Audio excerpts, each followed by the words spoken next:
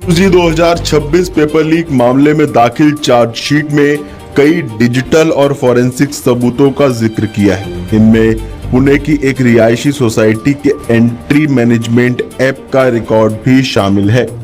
इसी सोसाइटी में एनटीए के केमिस्ट्री विषय के विशेषज्ञ और आरोपी पीवी कुलकर्णी रहते थे। सीबीआई ने 28 जुलाई को विशेष अदालत में 13 आरोपियों के खिलाफ चार्जशीट दाखिल की थी।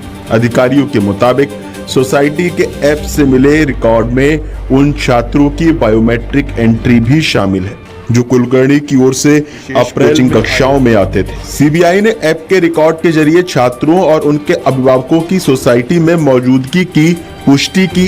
ये लोग नीट यूजी परीक्षा से कुछ दिन पहले अप्रैल में कुलकर्णी की सोसाइटी में आए थे। एजेंसी ने इन रिकॉर्ड्स को छात्रों के मोबाइल फोन के कॉल डिटेल रिकॉर्ड यानी सीडीआर और लोकेशन विश्लेषण से भी मिलान किया। इनका नीट यूजी परीक्षा 3 मई को आयोजित हुई थी। एनटीए के कौन से 3 विशेषज्ञ जांच के केंद्र में? सीबीआई की जांच में एनटीए के पैनल में शामिल पुणे के 3 विषय विशेषज्ञों में शामिल है PV Kulkarni chemistry, Manisha Gurunath Mandhare zoology और बॉटनी, मनीषा संजय हवलदार फिजिक्स।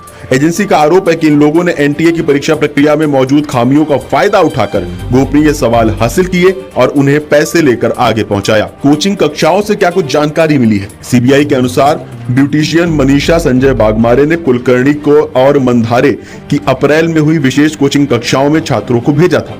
वहां छात्रों की कॉपियों में विशेषज्ञों की ओर से बताए गए सवाल लिखे गए थे।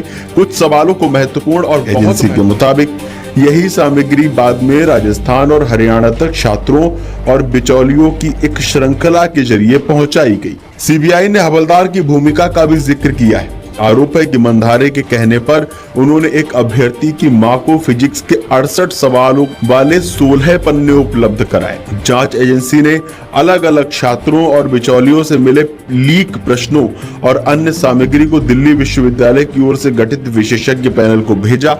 जांच में इस सामग्री का नीट के 4 पेपर सेट से अलग अलग स्तर पर मिलान पाया गया।